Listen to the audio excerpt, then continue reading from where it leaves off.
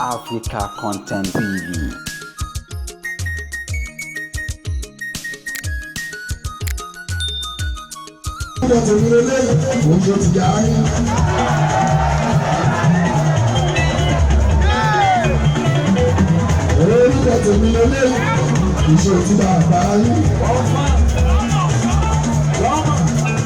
Bẹ́ẹ̀ ní fọ́lù ní ẹ̀fọ́rúkọ mi sílẹ̀ fún mi.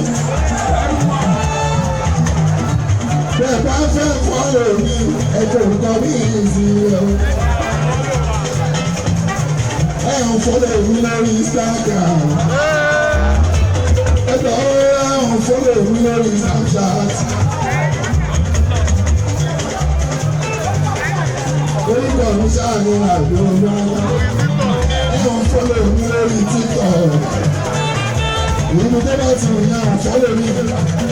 Àmọ́ tó bá jẹ́ pé oníṣẹ́ bá àsùn ara àgbẹ̀ òjúra nígbà bẹ̀rẹ̀ yìí. Òun láti máa bẹ̀rẹ̀. Má lọ tẹ̀lé ẹnu. Tó bá jẹ́ pé òfẹ́ràn pàṣẹ. Tó o bá lọ tẹ̀lé ẹnu Lúsà ló jẹ́. Tó o bá fẹ́ bá ọ ṣe. Orí pé ẹgbẹ́ tó ti ń gbèrú sí ara àgbàdo àwọn àdúgbò pátá. Àwọn tí a rí ìpàdé, àwọn òṣìṣẹ́ ọ̀rọ̀ tí a rà ní ọgbà ọgá.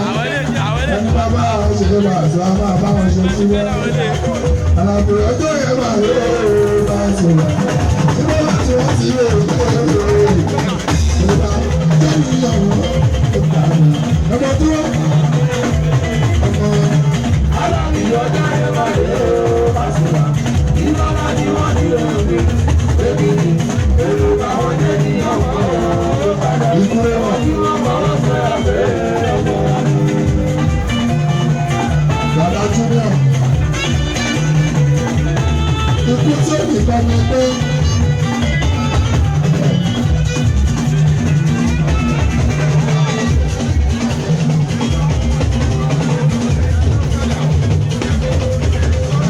Gbogbo ìwà ọgbà ní ètò ìlú ìpàṣẹwà gbogbo ọ̀nà ọlọ́run tèmi fi lónìí ètò ayé mi nílẹ̀ olóògbé gbogbo ọ̀pọ̀ òyìnbó ó ní ìṣòro olùdó olùdó pé wọ́n padà ní ọmọ lọ́sọ̀ ọjà ìbí gbọ́dọ̀ àrò òpin ló ti bọ́ ọjà ìbí gbọ́dọ̀ àrò òpin ló ti kú ló ti rò pé ló ń jẹ́ àwọn onídéédé mi ọba àbùtọ́ bó orúkọ rẹ̀ òní ọ̀hún wá sí i ọlọ́gbọ́dé lórúkọ mi ìdàmọ́ta. Àlàbí ọjà rẹ̀ máa yọ Pasuma. Ìwọ́lá ṣe àmì ọlọ́run ẹ̀ṣẹ́ àròlé àwọn jẹ́ ní ọ̀hún. Kékeré ní bàbá ti bẹ̀rẹ̀. Ojú ọmọ ọ̀sẹ̀ àbẹ̀ ọmọ rẹ̀ ní. Pé àwọn ọ̀pọ̀ ọ̀rọ̀ nígbà ẹ̀ bá sọ. Ọlọ́run kékeré kan ti ń bọ̀. Ó ní ṣe wọ́n sì láti ọdún kò yé wa. Báwo, ohun tí wọ́n gbé bá ní olú àgbá ní àlá pípa àti bàbá. Ohun tí wọ́n gbé bá ní ìkúlé ẹ̀rọ máa ń dà olú àgbá ní ikú. Ìgbà ní kọ́ lọ́wọ́ yìí, ọlọ́ọ̀tí àríwá lọ fẹ́, ẹgbẹ́ bá ṣe irú àdúrà bẹ́ẹ̀. Òun náà fẹ́ ẹ̀fẹ́ ní àlá pípa ẹ̀rọ máa ń dà. Ìgbà wọn sí káàrí nígbẹ́. Ẹ ò ní ẹ tí ó wà náà láti gbà ó. Òní ọ̀rọ̀.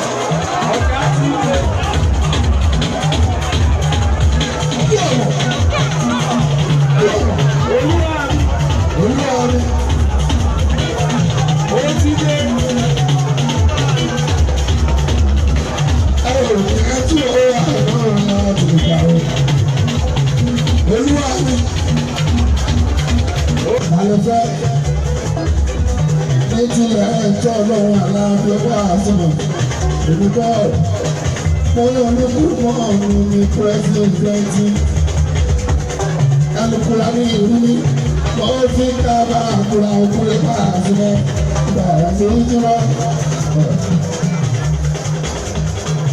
Àwọn àgbààgbà ẹgbẹ́ àwọn ọ̀dọ́ pé ìgbà tó ṣe lẹ́kọ̀ọ́ ní Lagos State àtúntẹ̀ṣe.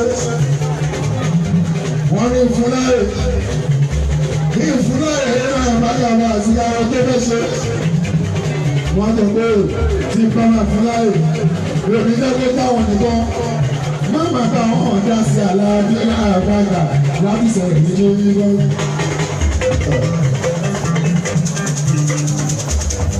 Ṣé àdúgbò tó lè wá yìí sí? Ìbéèrè tó bá káàtó tó bẹ̀rẹ̀ pẹ̀lú mọ́tò. Ẹgbẹ́ ńlá ti ní mọ́tò.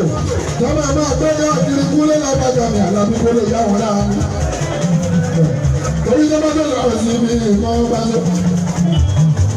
For example, bóyá wọn fẹ́ lọ sí Kwara, àwọn national ẹgbẹ́ méjì, bóyá wọn fẹ́ lọ Ọ̀ṣọ́ṣun, bóyá wọn fẹ́ lọ sábẹ́ Òkúta, gbogbo ṣé ètò àbíjẹ̀bù, bóyá wọn fẹ́ lọ sọ́rọ́ pé ìdúrókò, bóyá wọn fẹ́ lọ sí ẹgbẹ́ kúlẹ̀ láàbọ̀ ẹ̀ka àbí kọ́nù ṣe àbí ajá ṣe àbábí ìjọba àbí ìlú Ghana.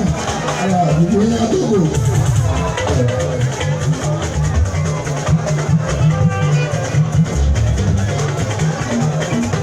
Bóyá wọ́n fẹ́ lọ sí kìsì ọ̀rọ̀ ògbó lè bá sọ.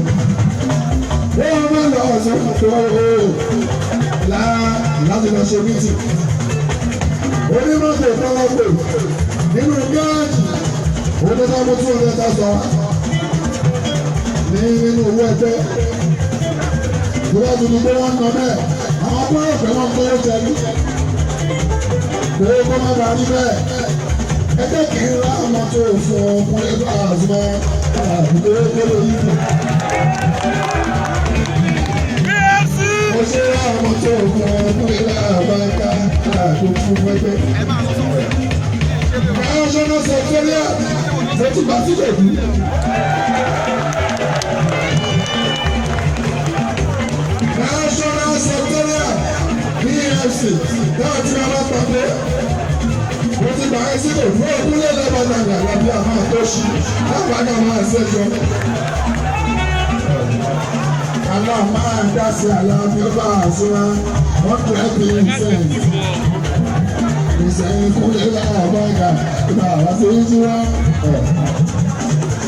Bóyá máa dá sí ọjọ́ ẹbí ìsẹ̀yìn aláàbò ní ìsẹ̀. Torí opinion mi o, èmi mo ní. Ọ̀rọ̀ opinion rẹ̀ o, ìwà lórí.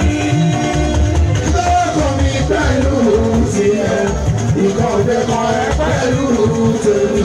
Ìyọ̀n ló tẹ̀ ṣe tí kì í ṣe ètò. Everybody ló ní láìsí bí sí ìṣọ̀wọ́. Òfòlè lọ́rùn kò sọ̀rọ̀ ìjà bẹ̀rù.